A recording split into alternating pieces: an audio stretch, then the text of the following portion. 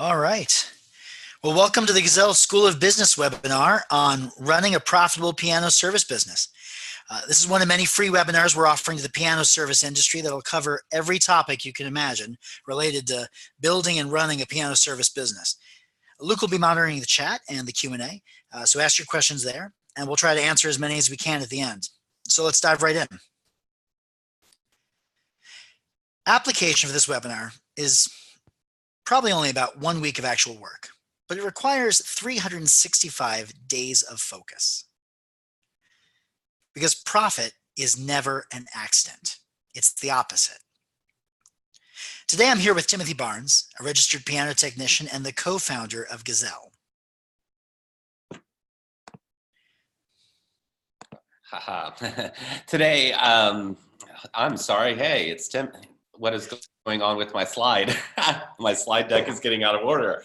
All right. Hey, George. Glad I can finally get that figured out. Most businesses tend to either accidentally lose money or intentionally engineer things to make money. It's usually one or the other. There's a reason they call it building a business. And profit is simply one of the important measuring sticks we use to gauge how well you're actually building your business. Yeah, and the truth is, unprofitable businesses don't survive. They fail. If you don't plan to be profitable, the question isn't, will it fail? The question is, when? And how many tens of thousands of dollars you're going to lose along the way. If you want to survive tomorrow or the next financial crisis, choose to become profitable today. Building a profitable business is easy if you decide to be profitable, choose an amount, say 10% of revenue, and never spend more than what's left. Think about this. If you never spend more than 90% of your revenue, you'll be profitable 100% of the time. Now, if your business expenses don't fit into this framework, then your business is broken and you need to fix it. And that's what this webinar is all about. Now, is it really that easy? The answer is yes, it is that easy. But let's be honest, this is probably a little too simplistic. So before we get into the nuts and bolts of how to run a profitable business, we need to cover a few fundamental things about profit. First off, what is profit? Well, profit is the money left after all business expenses have been paid. This includes your salary as the business owner and every other thing related to operating and running your book of business. Now, the majority of small businesses never become profitable. Let me say that again.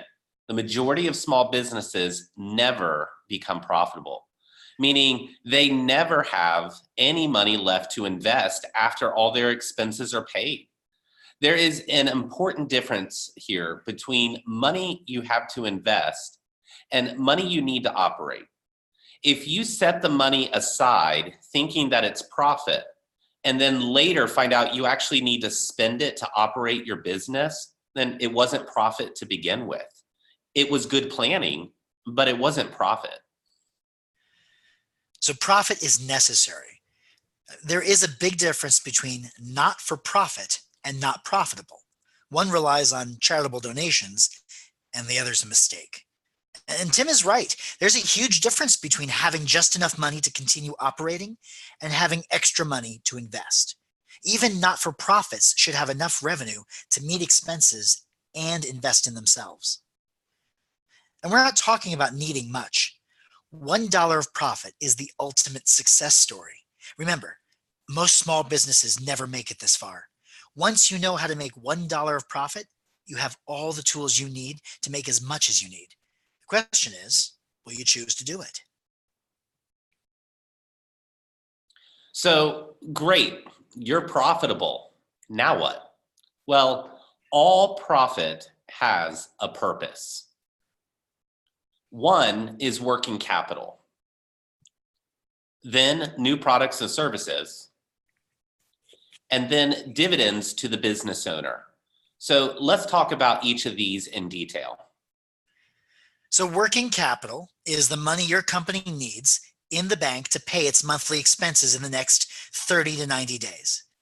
Excess working capital is essentially your business's emergency fund. This is essentially money you keep around, but don't immediately need.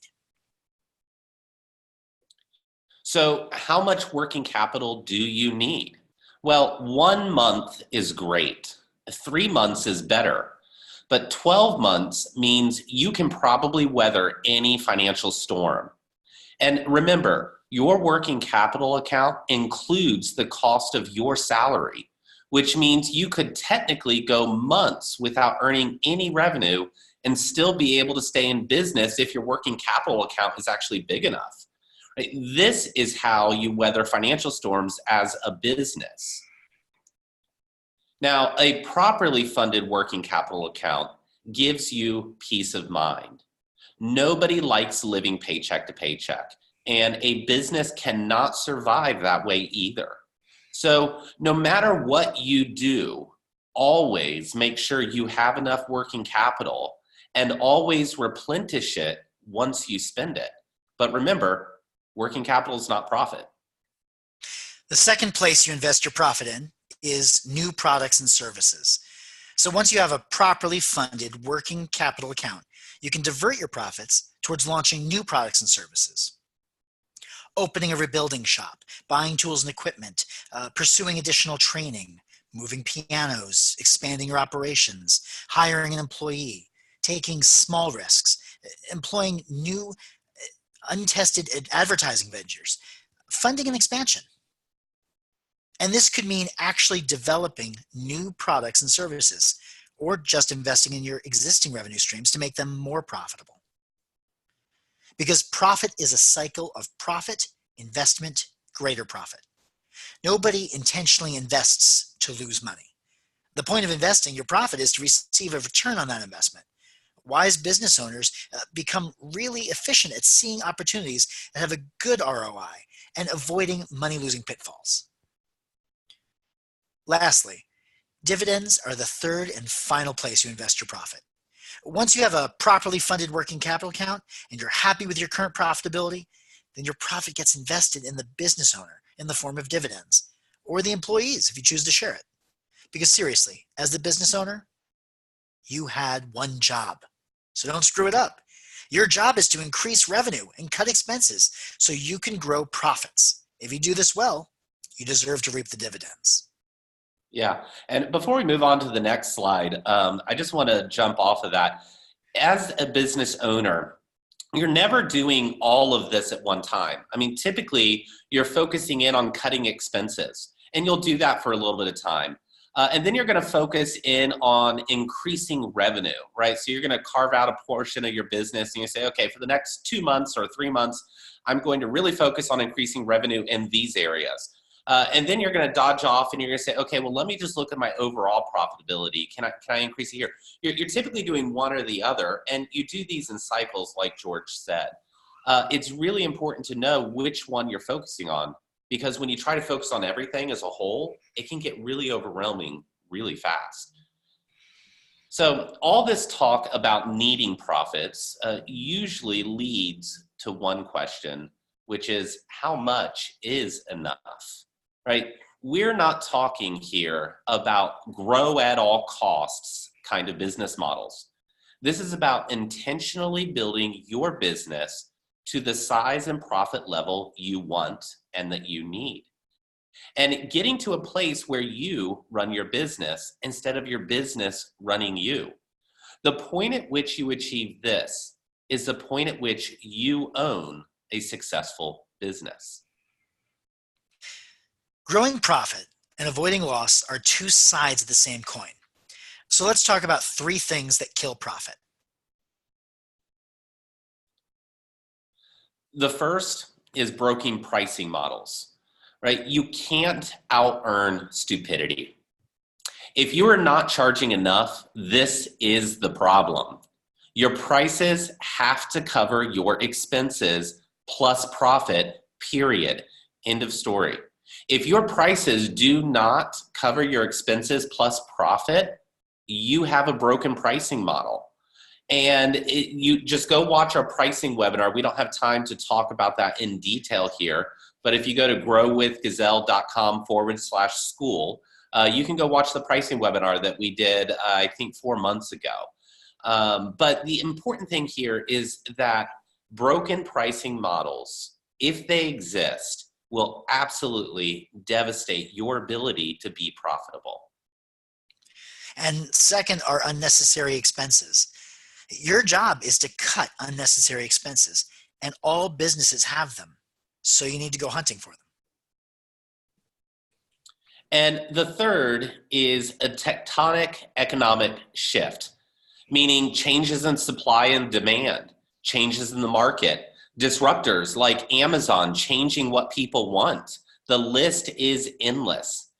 These rarely happen and often take time, but they're seldom a surprise, right? Markets shift all the time.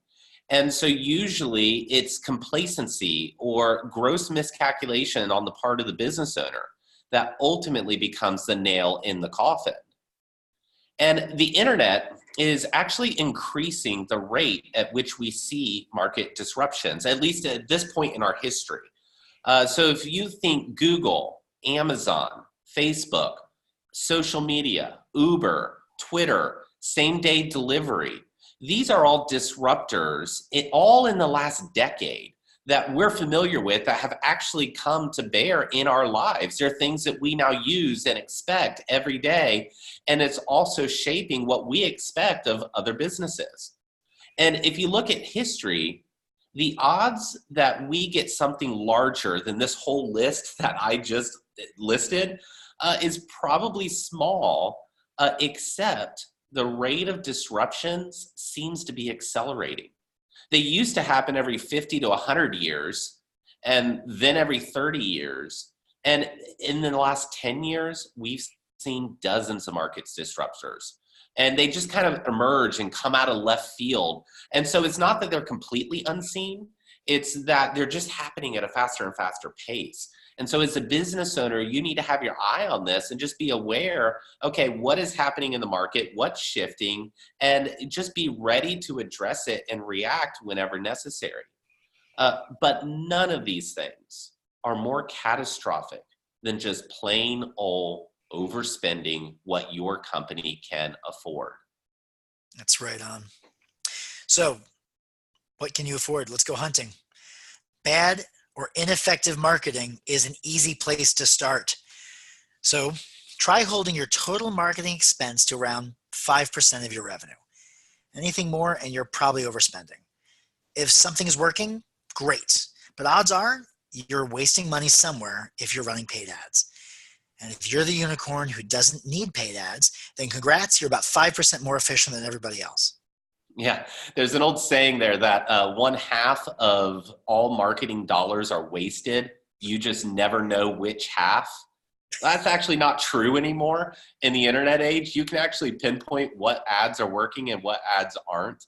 That was back in the day when you would run a print ad. So even that statement isn't accurate anymore. But let's talk phone bill, right? Cut the landline. If you have multiple lines that you're running, you don't really need them anymore. Save costs. Switch cell phone carriers, right? You don't need unlimited data. And you can buy a used phone instead of leasing a new one. And this will usually free up around $1,000 a year. And if you think about it, run that against what your hourly rate is out in front of a client, and you're probably freeing up about 10 to 20 hours of your time that you don't have to be out into the field if you don't want to. So you can take 3 days of vacation and switch your phone plan. One business I worked with just cut their 800 number because, well, with everybody's cell phone, you don't really need an 800 number anymore. So if you have one, cut it. Unused subscriptions. It's another great one. It makes no sense to continue paying for something you're not gaining regular value from. So cut any unused subscriptions out of your life and business. They're just spending your money and giving no benefit to you. Yeah. And I would say, do that in hindsight, but also do that in the future, right? So think about this. When you look at the internet and you look at how software works and you look at how computers work now and you look at business models shifting, there are so many businesses out there shifting to subscription platforms. And it is just the way businesses are operating in the future. So you think Amazon Prime. Amazon Prime works because it's a subscription. And I order a ton of stuff off Prime, I benefit from it. But I guarantee you there's going to come a year when something changes and I'm not ordering that much off Amazon, and I'm just going to keep paying Amazon that $130 a year, right? And so when you are applying in the future, you just need to, have a year or a month out of the year where you go, this is my month to evaluate every subscription I've signed up for in the past year to see if I'm actually using it. Car payment. This is a big one, not necessarily for business owners, but just for Americans and people in this day and age, right? There are ways to drive older, more affordable, but still nice looking cars, right? You don't need a new car, right? Get rid of your car payment and get the bank's hand out of your company's cookie jar. This could probably save you about $5,000 a year because the IRS doesn't actually care what kind of car you drive. You get to expense the mileage at the same rate, whether you're driving a highly depreciating car or an already depreciated car. And so obviously, no car is free to operate. You're going to trade a slightly higher repair cost. So there's a sweet spot in there. This is about how to drive or find a car. But, as a business, you just need to be aware that, okay, I have to get from point A to point B, and that's expensive. And it's either going to cost me $3,000 a year or $8,000 a year. Which one is it going to be? And, so cut the car payment. That's a great way to save $5,000 a year. That's great. And debt, get rid of it. I'm going to say that again. Debt, get rid of it. All right? Seriously. When you're running a profitable business and you have a fully funded working capital account, you don't need debt. Right? Because at least not to maintain daily operations, you're spending less than you're making. So if you want to grow, you grow at the speed of cash. Debt only makes sense if you're going to grow a proven concept and you have capacity to triple revenue. Otherwise, you're probably taking on too much risk. Website hosting. Listen, everyone's different. So spend 1 month out of every year looking for places to cut. Just cut, cut, cut. You can either double your revenue or half your expense. The result's the same. The only thing different is how hard you have to work to get there. So it's amazing how easy it is to be profitable when you aren't spending all your revenue. Yeah. And George, we kind of blew past website hosting, but I put that in there as a topic to discuss just briefly, because there are actually some people who signed up for their website 15 years ago. Oh, yeah. And I've talked to some people that are spending, $150 a month continuing to host that. And it's like, whoa, hold on. You can do that for about $8 a month, right? And so I'm aware that some of those people are still out there. So if that's you, take a look at your website hosting. All right. The big one is last, labor and your salary.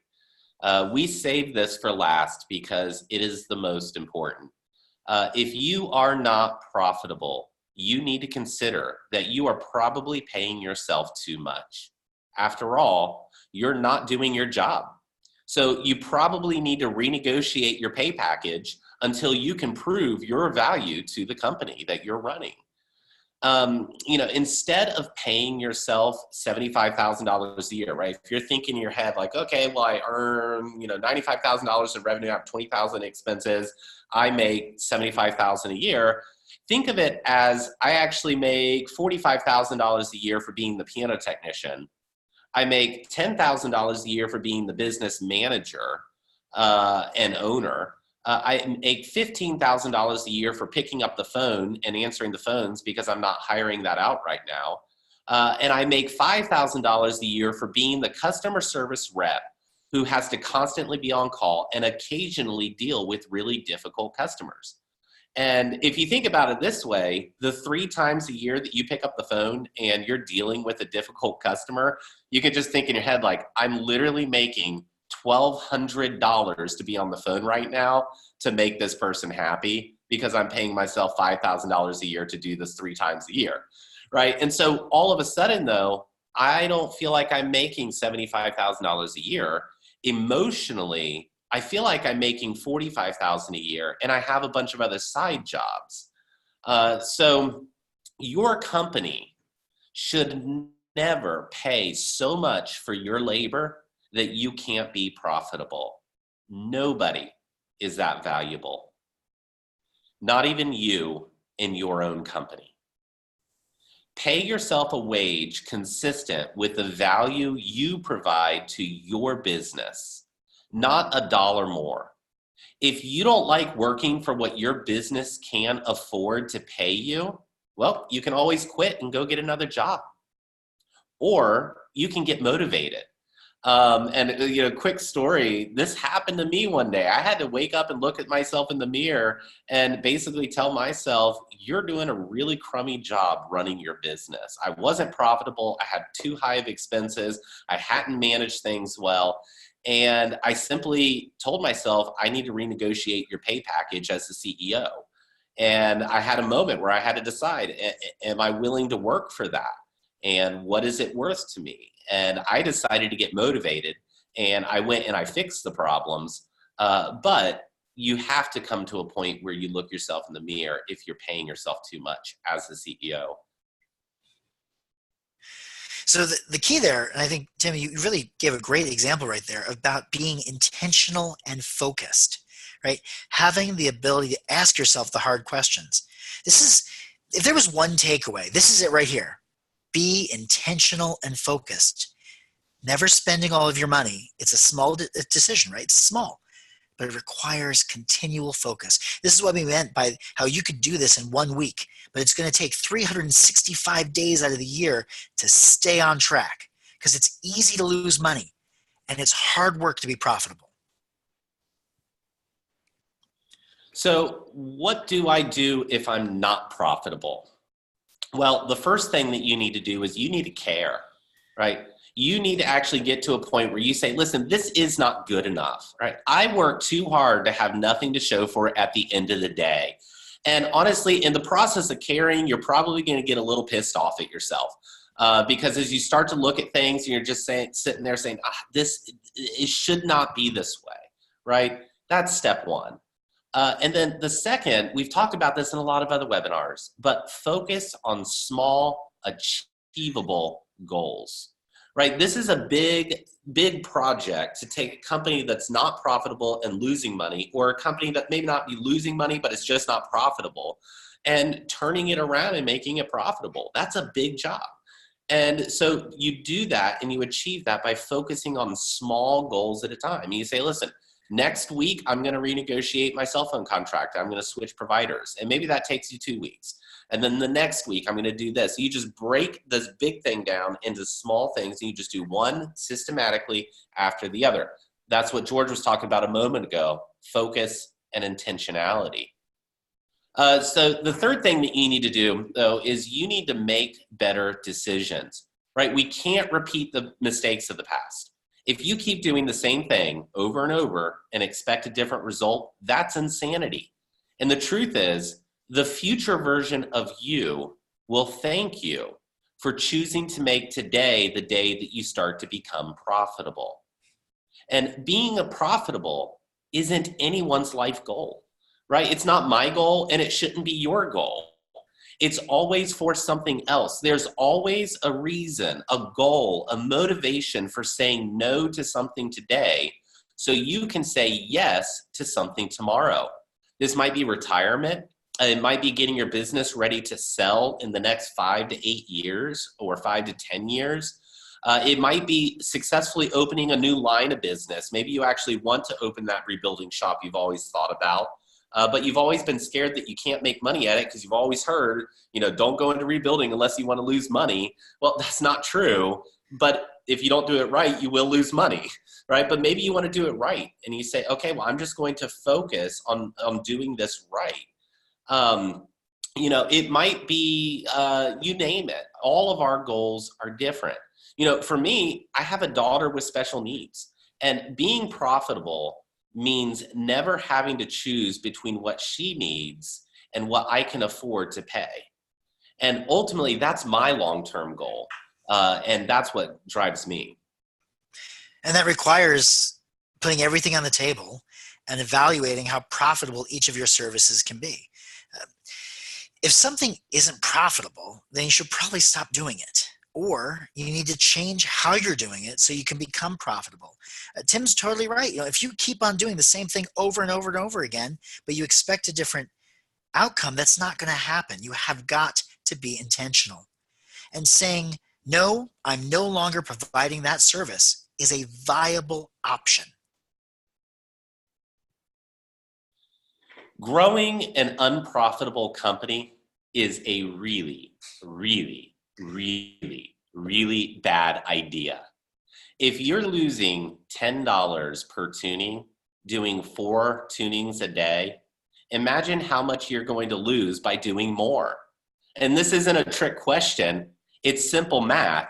You will continue to lose at least $10 per piano, probably more, if you try to scale a company that's not profitable. If you want to grow your business, you are not ready until you can consistently produce a meaningful profit where you are currently at. And if this is you, one of the best decisions you can make is to say, no, not now, not yet. You will get there, but you need to give your business a better foundation today and set yourself up for success tomorrow. So right on. What you need to take away from this webinar is this: profitable businesses are simply more valuable to you today, to someone else tomorrow, and to the people who are on your team. Think about that. If you never spend more than 90% of your money, you're going to be profitable 100% of the time. Say that again. If you never spend more than 90% of your revenue, you will be profitable 100% of the time. Because remember, $1 of profit is the ultimate success story. If you can figure out how to do this, you have everything you need to make as much profit as you could need or want. So we're going to transition to Q&A, and Luke will sort through the questions for us. Here's a list of upcoming webinars that are coming soon. We'll be covering every topic you can imagine related to building and running a piano service business. And the team at Gazelle is excited to help you find the tools you need to save your time and wow your customers, so you can focus on growing your business and doing what you enjoy most profitably. All right, I'm going to hand it over to Luke for Q&A. All right, thank you guys. And just remember, there's a Q&A button down at the bottom of your screen. Feel free to use that to submit questions or just submit it in the chat. Nathan and I are monitoring both of those, and we will ask the questions to Tim and George. All right, well, we have had a couple of them come in. The first one here, what does Tim mean by scaling down? When you talk about scaling down your business, what do you mean? Yeah. Usually businesses bloat. So you can take any business, and in year 1 it's focused on this, and year 2 you add this, and year 3 you add this, and you just kind of slowly become a hippopotamus. And there's a lot of stuff in there that really doesn't need to be there. And so scaling down a business is an idea that says, I know that there's inefficiency all over the place, and so I'm just going to focus on only doing the things that I'm good at, that are in my wheelhouse, that I'm profitable at, that don't cost me too much time, and that I can afford to do. And so it's taking whatever you're at right now and shrinking it to something that you can do really, really well. So I don't remember the exact context that I said that earlier in the webinar, but I can speak more to that in a specific area if you have a question. Tim, I've heard this referenced as the inchworm principle, right? It's about how inchworms, they contract so that they can expand, and then they contract so they can expand. And so it really is about saying to yourself, where have I bloated? What can I pull in so I can then expand out to become more profitable? And you'll continue to move forward progress that way. Yeah, it's just a great metaphor. That's a really good image. Earlier when I was talking about how you're never doing all of this at once. Typically you're focusing on cutting expenses or growing revenue or just being more generally efficient with your profit. That inchworm, when it's contracted, that's the cutting expenses part. And the expanding is the growing revenue part. That's a great example. Yeah. She asked a follow-up question on that. Said, did you say don't scale? No, you don't want to scale an unprofitable business. And so if where you're at right now isn't profitable, you need to figure out, how do I become profitable so I can scale? It's an order, and it's linear. And if you get that out of order, typically you end up regretting it down the way. And so what I've learned is you've got to focus on that profitability first. And once you get profitable and you figure out how to make that dollar a profit, or that 20% of profit, or 10%, whatever your number is, once you get that, scaling happens much, much, much faster. It's much easier to scale because you actually have that revenue, to invest in new products and services. So it's not, don't ever scale. It's just that if you're not profitable, now's probably not the time to scale. Okay, thanks. Any tips specifically about creating a profitable rebuilding business? Yeah. Jordan, I'll jump in here, and then I'll let you speak to this. And this is coming from a guy who doesn't do a rebuilding biz shop right now, okay? I'll rebuild actions. I will do regulation and voicing, but I've chosen to draw the line at belly work, just because I'm not set up for that. But running a profitable rebuilding business is really like running any business. First, prove that you can be profitable with what you're doing today, right? Get disciplined on that front, because then as you start to open that rebuilding shop, you can just break it down into some problems that you have, right? I have a problem of stocking the rebuilding calendar. Well, where is all this work going to come from, right? If I'm having to take time away from the field that generates the rebuilding work, that is one of the problems that kills so many rebuilding shops, because there's one person out there doing a lot of tunings and repair and service and all this stuff. And they're thinking, man, if I just had a shop, I could do all these bigger jobs.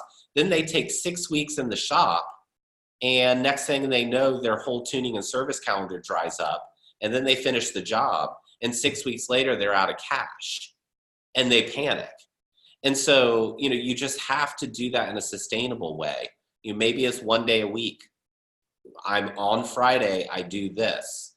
And then you start to just, okay, well, I need to know where the jobs are coming from. A rebuilding business is different than a tuning business. Maybe you network with other technicians and you think, okay, my rebuilding jobs are going to come from every technician within 120 miles of me. And so you go take all those people out to lunch and you say, listen, I can help you make money if you send the rebuilding jobs to me. You're just going to be intentional about how you go about opening that arm of your business. We could do a whole webinar on that. So maybe ask a couple more specific questions for me regarding the rebuilding shop, and I'll try to speak to those if you have something more specific you're looking for. And Tim, I'll throw in one or two things here as well, which is just that I think for all businesses, because we are personal business owners, right? It's not that you're working for somebody else. So there's two things to think about. One is that where are your passions? In the sense of that, when you start a new venture, it is very possible that your passions could get ahead of your business sense, right? So you need to be aware of, what are you doing really? And that's where that intentionality and focus really comes in. Because that's, if you have a business plan and if you're thinking through intentionally and focused and thinking about profit first, then you won't find yourself thinking passion first. And passion first is a quick and easy way to find yourself allowing a hobby to take over your business. And now you don't have anything. You don't have any way to fund the hobby. Maybe you really want to rebuild pianos, but now you actually can't afford to do that. The other thing is to be aware of, when you grow in that way, are you thinking profit first to make sure that you can pay for it appropriately? So, like you said, Tim, if there's any other questions, I'll pass it back to you. All right, next question. How do I know if my problem is not charging enough or just not having enough work? Well, if you're asking that question, the answer is probably both, really. So this is where you have to sit down and look at both your expenses and look at your profits. Asking yourself, am I charging enough for what I do compared to all of my fixed costs? Am I covering what I need to cover? Because really many businesses invest what they don't have yet, right? They borrow against future profits by not charging enough, thinking, well, eventually I'll scale larger and then I'll pay myself back. But that's broken thinking. You need to be paying for what you're doing now, making profit today. Yeah. It's what I hear in that question is really two questions. Like George said, if you're asking that question, it's probably both. I don't know to what degree it's both. But you just need to separate both questions out rather than spending all this time trying to, is it this or is it this? Is it this or is it this? They're interconnected. It's both. So let's solve this and then let's solve this. And so we did a whole webinar on pricing, but sit down and in 8 weeks from now, have the right pricing model. You could do that in 8 weeks if you focused on it. And so 8 weeks from now, you have the pricing model solved. And then now you look at it and you think, okay, well, it costs me, regardless of anything, it's going to cost me $1,500 a month just to cover all my expenses, to put gas in the car, cover getting to appointments and whatnot, to pay whatever advertising we're doing. Those are your fixed costs. And so if you're charging $150 per tuning, you have to have at least 10 appointments on the calendar just to break even. And that's not even including paying yourself. And so you basically need to average that $1,500 across more and more appointments. And the more appointments you do without growing that core cost of running your business, the less each individual appointment has to cover that overhead. And so it is a numbers game. If you need 10 appointments a month and you currently have 11, well, it's going to feel like you're not making much money. But if you can step back and go, okay, my pricing model is correct, and I'm currently getting one more appointment that I need to cover my fixed expenses, then you can sit down and say, okay, the problem's not the pricing. The problem is just growing. So let's grow. How do I grow? Let me focus all my energy there.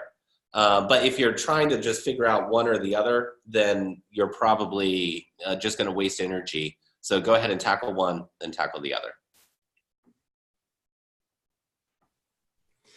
We have a couple of questions about paying yourself. So one question is, you talked about paying yourself, about not paying yourself more than you can afford. What if you're still building your client base? How do you pay yourself a living wage while still building up your client base? How do you do that and be profitable in this model? And then another question similar to this was, should my salary as the business owner be included in the working capital account? Yeah. Well, there's not a published salary guide for piano technicians out there I can point you to. And so what you're going to have to do is a couple of things. Number one, we can both pretty much agree that you should be making at least minimum wage regardless of your skill set. In most of the US, that's what, $8 an hour. In California and the West Coast, I think it's $12 an hour, or 15 up in Seattle now, I can't remember. But most businesses now, I saw a job at McDonald's the other day for, I think, $15 an hour is what they were advertising. And I did a double take. I thought that's got to be like a manager or something. No, it was for front clerk. They could not staff that position for anything less than 15 an hour. So I tend to use about 15 an hour kind of as that bare minimum. Like if you're not making that, you're better off going to McDonald's and flopping Whoppers, or is that Burger King, right? And so anyway, so that's one way that you can do it. The other way is you can start to look at other skilled trades and really don't just ask the question, what does this person make? ask the question, what does this person make with 1 year of experience, with 2 years of experience, with 5 years of experience, with 10 years of experience?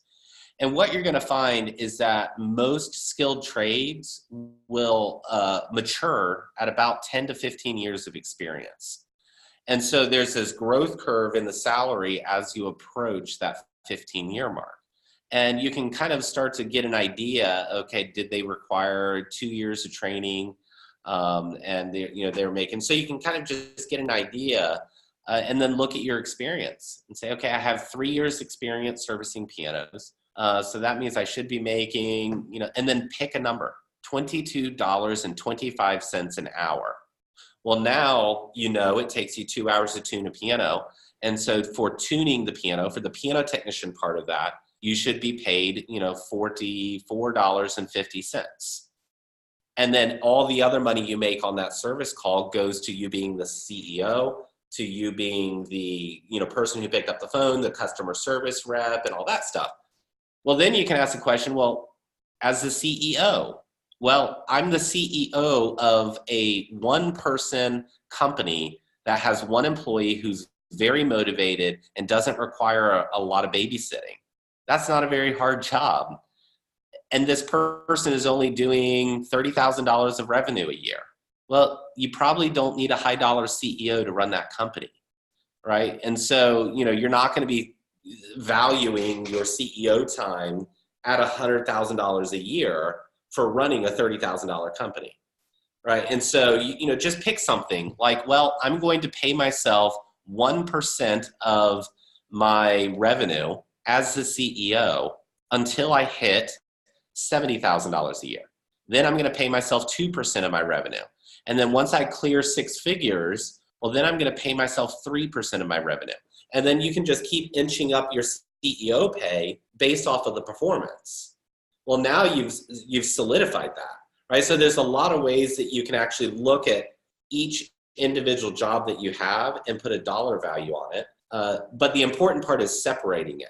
Because if you just lump it all into this one job, I run my business, there's no way you can value that. It's way too complicated. Okay, thanks. Another question. These are two, again, that are very related. One says, I'm a sole proprietor. How do I separate out personal expenses from business expenses? And then a very related question came in. For one-person business, how many different bank accounts do you need to make sure that you're categorizing revenue properly? For example, should I have accounts beyond a business checking and a business savings? I've always considered my business savings as the profit account and the checking is everything else. What are your thoughts? So I'm going to take the first question, and then Tim, I'm going to have you take the second half there. So the first question of the how do I separate personal expenses from the business expenses? I'm going to say right now, it's going to go back to that word intentionality again. And I'm going to bring in the word discipline, right? This is where you're going to be able to think through an intentional look at each expense and realistically asking yourself, how much of this is a business expense and how much of this is a personal expense? And this is where I would say it requires a mind shift, really, right? You're going back to this idea of paying yourself a salary for each individual job, asking yourself, what is it that I'm paying for? Which of these are business expenses? Which of these are personal expenses? I'd also add that this is a great moment to think about whether or not you have an accountant. And when that's one of the first business expenses and first hires you should be really thinking about to be able to make that make that choice. Tim, I'll hand you the second one there. Yeah. I would actually personally, in my experience, draw an even harder line than George just did. And I would just say no commingling of funds, period, end of story. There, it's easy. You have a business checking account for your working capital, and you have a business savings account for your profit. And you have 2 accounts, and all your money goes there. Anything more than that is really overly complicated or something for a much, much larger enterprise. So you probably don't need it at that level. Luke, can you remind me what that second question was? I think they're pretty much the same question. I'm a sole proprietor. How do I separate out personal from business expenses was one, and the other was how many different accounts do you need? A business checking versus business savings. How do you use those? Oh, got you. Yeah, yeah. Honestly, I would just do two, keep it simple right now. And that's all I have. I've got two corporate accounts, and I pay myself a salary out of the corporate account, just like all my other employees. So on the 1st and 15th of the month, I get paid for the work that I did on a 2-week lag. Or so, what is today? We're approaching the 15th. I'm about to get paid for the work that I did from November 15th through November 30th. And so all that money is sitting in the corporate account, even for me, for my salary as a piano technician. And so I just, and then once I pay myself, the money goes out of the corporate account into my personal checking account. And then from there, I run it through my personal finances. All right, thank you. We had a book recommendation come in through chat, and I looked it up. It gets really great reviews. It's called Profit First by Mike Michalowicz. Yes. I'm going to put a link to it in the chat. Yeah, I totally forgot to reference that book in this webinar and the slides earlier. But yeah, the Profit First mindset by Mike Michalowicz is a great resource on this. The one critique that I would put here is that most of the successful businesses that are out there put customers first. They are highly focused on meeting their customers' needs. But this whole idea of profit first isn't a reason to be in business. It's a very tangible way that you can operate your business. And so I would recommend that book. I put a link to it in the chat for anybody who wants to see it. Next question. How do you have a pricing model organized if you offer a variety of services with different prices when you want to offer packages and there's two people working on the same piano at the same time? Let me read that again. I think I butchered reading that question. Can you read the question again just to make sure I get all the pieces? How do you have a pricing model organized if you offer a variety of services with different prices when you want to offer packages and there's two people working on the piano at the same time? Well, both of those people have a cost to your business. And so behind the scenes, you can actually calculate what the cost is to have two people show up and be there for 5 hours and drive home. I'm assuming one of those people are probably more valuable than the other, which might be some of the confusion there, because usually that's the case. You have somebody who's far more skilled and billing at a higher rate. So if you're going to package those two people together, then you just have to simplify it down and say, in 5 hours or in 8 hours, these two people can get X amount of work done. It costs the company on average this much per hour. And, you need to bill a flat rate there because it gets way too confusing to the client to say you're paying, $125 an hour for this person's time and $75 an hour for this person's time. No, you're just paying $200 an hour for 5 hours of work. There you go. And at that point, it's $1,000, and then you pay out based off of the skill level of each person. Flat rate billing is really the way to go there. And it is a more complicated situation because it's not quite as straightforward on the back end when you're trying to figure out how much does this cost the company. But once you write it down on paper, it's pretty clear how much it costs the company to send those two people out. And that's how I would do it. And then I would probably just flat rate it. So I hope that answers. Yeah. Next question. I do 2 or 3 big jobs a year where I need to spend several $1,000s in parts, material, and subcontractors. How do I factor this into my working capital? Average it. Well, first off, what you told me is that you have 3 or 4 big jobs a year. So right away, my next question is, well, what's the dollar value of those jobs and what's the cost of parts? So let's just say 3 jobs, $10,000 a piece. It's $30,000 of revenue. Parts on that might be $11,000. Let's make it $12,000 so it's easy. And now I drop $1,000 a month into my working capital account to, on average, help pay for that stuff. And I know that I'm going to need $5,000 every time I land a job to pay for parts. Great. So I want to be at a spot where I can go order parts today and drop $5,000. I need to put $1,000 away for 5 months. That's how I would run it. And I would just keep it, and I would just build that $1,000 into my monthly operating cost. And odds are, three a year, that's every 4 months. About every 4 or 5 months, you're going to have that money put away, and you're going to be fine. So, George, I don't know if you had something to add. No, I think you nailed it there. I think really thinking about the expense versus the revenue, making sure that those big jobs really are profitable.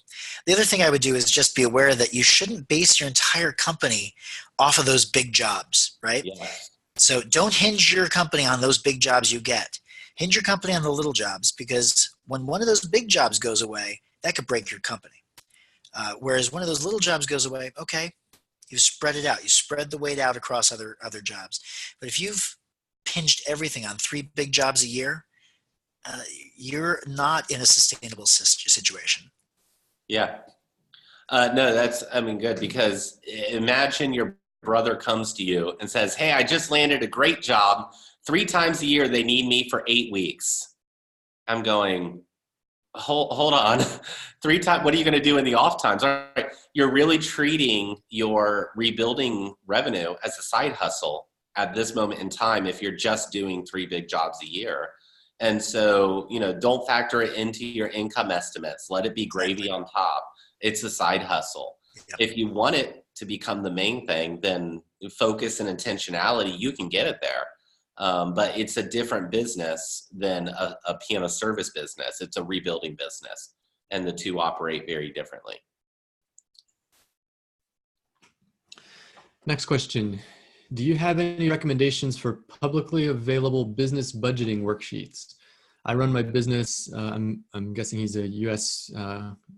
He's U.S. based. He says, I'm running my business as an S corp, and I'm the only one in business. I have no business background, so I've always flown by the seat of my pants. A higher level of organization might be beneficial for me. Any recommendations for business worksheets or things like that to help organize a business as a sole proprietor? I would read a book called Entree Leadership by Dave Ramsey, and I would look at a lot of the personal budgeting worksheets and things like that, and then just change out the categories for the items in your business. A couple of things that I just heard in that question, though. I'm an S corp, which is a highly organized business structure, who's disorganized and doesn't have a budget, especially given the Trump tax cuts. If you're in the US that passed 2 years ago, there could be a really good reason to not be an S corp anymore. S corps really only make sense if you are going to be doing about $40,000 in profit a year. Anything less than that, the additional cost of running an S corp outweighs the benefit. But Trump's tax cuts from 2 years ago actually flipped a lot of this on its head, and accountants are still trying to really figure out what needs to be what. So I'd say an evaluation is in order at best. It's possible you have too complicated of a business structure for your simple business. You need to get those two in alignment, and you'd probably be far more profitable that way. I might be wrong. You might actually be throwing off enough excess revenue that being the S corp helps save you on the SE taxes. And I'm an S corp right now for that reason. So I understand S corps, but anyway, a couple of things just didn't seem to line up there. I'm not aware of any books that I've read that specifically had worksheets. Other than to say that I used to be the guy who budgeted down to the penny. I had my spreadsheets together, going out 5-year pro formas. I had it all there. And I learned pretty quickly I spent way too many hours chasing the pennies. And it was far more effective for me just to simplify everything and just say, listen, say I'm running $100,000 a year, and with my salary, it costs me $90,000 a year. Divide that by 12. And I need to fit my monthly expenses into this number right here. Keep it simple. If you keep it simple, you're going to be far more effective at your achieving your goals. Okay. He did put just put something else in chat. He says, for what it's worth, I do work with an accountant who does keep me somewhat. Okay, good. Good. So you're disorganized, but your accountant is organized. Now that's a different story. Yeah, that's why I hire an accountant, right? Yes. Good. Glad that's the case. Okay, last question, unless some more come in. I service a large area. Does it ever make sense to have some services be less profitable than others? If I have to drive 3 times as long for the same service, I make a lot less than if I drive just down the road. So does it ever make sense to have some services less profitable than others, I guess is the main question there. Oh, okay. Sorry, I thought you were jumping on that, George. Yes, but you need to know what your goal is. I mean, it's true regardless of your service area size. If I drive next door, I'm going to make a great paycheck for the amount of time I had because I charge the same rate. If I go all the way to the edge of my service area, 45 minutes to an hour, I'm going to make less. It happens no matter the size of your service area. So, your service area is probably like really big. And, I think there are two things that I hear in that question. One is, what is the value of my time? I think it's probably not a dollar question. It's a time question. If you're driving really 3 times as long to get somewhere, you have all that time in the car, you're feeling the pressure of that time. You're probably trying to optimize whatever is available out that far so you don't have to emotionally go through that drive again, all for one appointment. So know the problem you're trying to solve. And I would solve that a couple of different ways. One way I would solve it, I would say, listen, this is temporary, right? I'm trying to grow my business closer to home so I don't have to do this.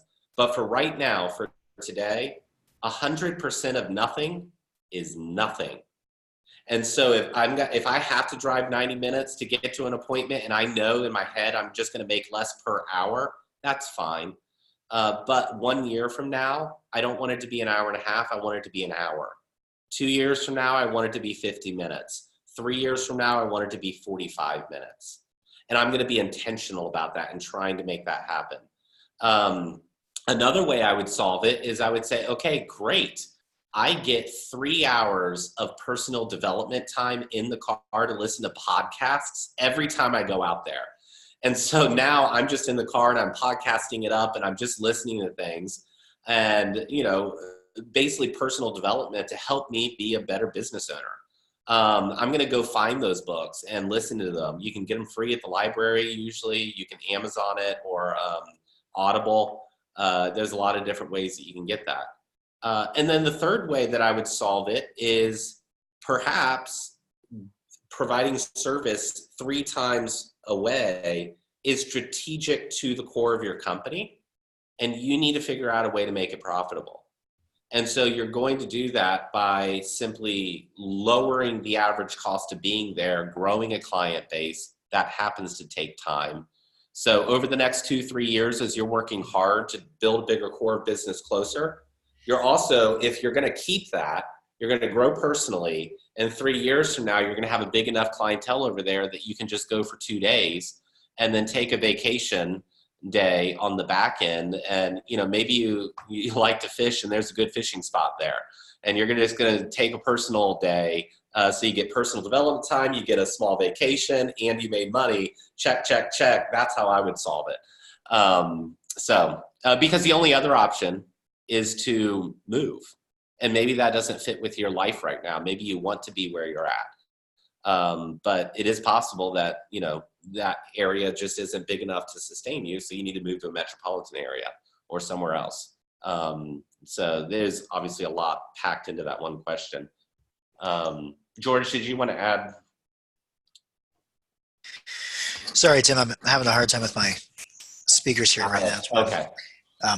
No, I think you nailed it. I think one of the questions you said there really is getting to the heart of what you're really asking. And I think what you said there for a moment of thinking about, are you really asking about, am I making a profit via my money? And are you actually talking about the value of your time? Is your concern that I'm getting home later than I want to get home? Well, then maybe you need to tighten up your scheduling so that you're going to go out earlier and come back earlier, knowing that you're going to be driving back in that time period. Or maybe it is that, like you said, you know, how much time am I driving and how can I make use of that time? And I think, honestly, using that as professional development time is one of the best ways that I could ever think of. And that goes for a 15-minute commute to an hour commute. Making the best use of every one of your minutes is really solid advice. I'd like to throw something in there too, for what it's worth from a programmer. Just because someone is willing to pay you for your services doesn't mean you have to do it. So if you don't want to go out that far and service that customer, if it's something that you don't want to do and it's not profitable for you, it's okay to tell them no, that you don't go out that far and you don't want to do it. So don't feel like you have to do it just because they asked if you will. It's okay to say no. Yeah, I just saw another Q&A come in, Luke. I don't know if you want to grab that before we wrap up. Yep. But on that note, I mean, a fifth option from earlier, yeah. I mean, just draw a line in the sand. It can be arbitrary. And the easiest way to cut that problem out of your life is just to say, I do not drive past this line. And so that's, you know, a great way just to make it easy for yourself. And at that point, you can just say, you know, I would love to take care of your piano. I'm sorry, I just don't go out that far. Here's 3 recommendations for people who do. And then you move on with life and enjoy the fact that you don't have an hour and a half commute. We did have another question come in. It said, how would you balance availability, a full schedule, and increased market demand? Seems like raise prices. It seems like a good problem to have. Yeah. It's a recipe for raising prices because you're going to get to a spot. Think about it as a restaurant. It's 5 o'clock, you're hungry, and there's a 5-hour wait. I'm not eating at that restaurant. I might wait 90 minutes, but if you're going to make me wait till 11 o'clock, I'm going somewhere else. The same happens in the piano service. This happens to me, right? I'm booked 4 or 5 months in advance, and I'm currently booking March. And so I can't fit people in until March. Well, I know, and I've known for a long time, I am losing tons of new customers because they're not willing to wait that long. But I've raised rates and I'm still booked. And so, you know, if your rates haven't been raised lately, raise rates. If you're a freelancer, every time you get more than 10 weeks booked solid, that's key to raise rates. So go ahead and raise rates and just keep doing that until you're consistently booked 4 to 6 weeks out instead of 10 weeks out. And so I know, George, you're having a hard time with your headset. I don't know if you want to jump in or if you can. I think the other thing I would add there, Tim, is it's another moment to think intentionally about, is this an opportunity for you to grow as a business? Is this where you go from being a freelancer to a business owner and consider hiring your first staff member? And do you have enough business where you've raised rates to the point where you feel like now you're the leader in price and you're still getting people booked out? You're 10 weeks booked out. Is it time for you to think about, is it time to bring on another staff to help you take care of that? Yeah.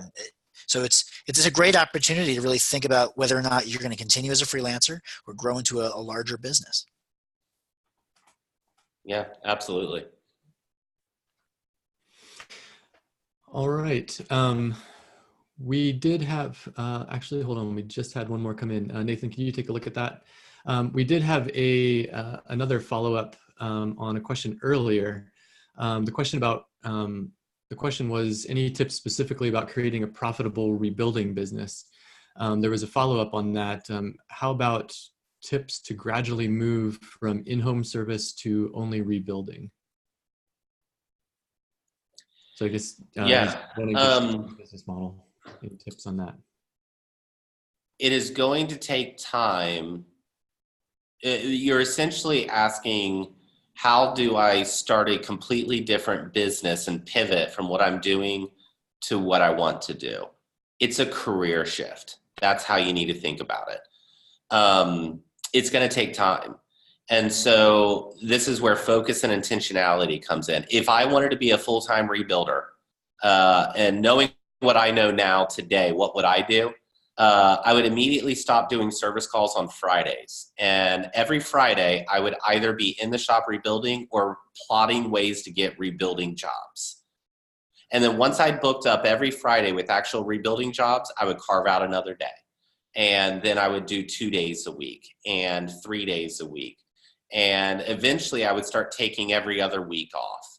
And the point at which I knew that I could keep half of a rebuilding schedule full, and I would make sure that I would just start piling cash up, because I'm going to need cash to make that jump. And so I would probably push my working capital account out to 12 months. That way I had a nice pile of cash. I knew I'd proven that I could keep at least half of a rebuilding calendar full. And then I would look at it and say, okay, 18 months ago, I started taking Fridays off. It took me 18 months to get half of a rebuilding shop built. So it should probably take another 18 months to get it from half to full. Do I have 18 months of savings? Yes or no? And then the point at which I felt like I could safely make that transition, I would. So we answer questions here, what would we do if we woke up in your shoes? And that's what I would do as a piano technician if I wanted to open a rebuilding shop. We had one more come in. How much would you raise rates for cost of living? This is a really interesting question. So first, I'm going to take cost of living and I want to reframe it slightly, because cost of living is something we use in a personal way. A business is not cost of living. A business is inflation. Cost of living is a way to translate inflation to our personal home life. So think about that for a second. You should be making enough profit that a inflation is in 1 year is not going to destroy your profit. So you should be able to survive 2 to 3 to 4, even 5 years of increases of inflation before you have to raise rates. You should not be running away from inflation rates constantly in your pricing structure. But your pricing structure should be able to survive a couple of years of inflation before that. And you should be raising rates not because of inflation, but because the market can bear it and you know that you can charge higher rates because of how your business is doing. Yeah. Really successful piano technicians are able to raise rates that far surpass inflation. And so simply because of supply and demand, if I'm a freelancer and I'm booked 3 months, 4 months, 5 months out, I'm convinced today that I could be earning an extra $100 per tuning if I wanted to. It'd just be a freelancer one-man show. And I could probably get to the point where, I had people paying me 2 to 3 times what I am right now, and just do one piano a day, one really nice piano a day, if I wanted to be a freelancer. So you decide what you want to do. But if you're going to be a good freelancer, you're going to be able to raise rates that far out past inflation, cost of living, however you want to look at it. What George said earlier about having your profitability such that you could survive 3-4 years of inflation, that's not to say that you want to wait 3 years to raise rates. And so if you're just going to passively grow your business, then yes, you're going to get stuck raising rates at the rate of inflation.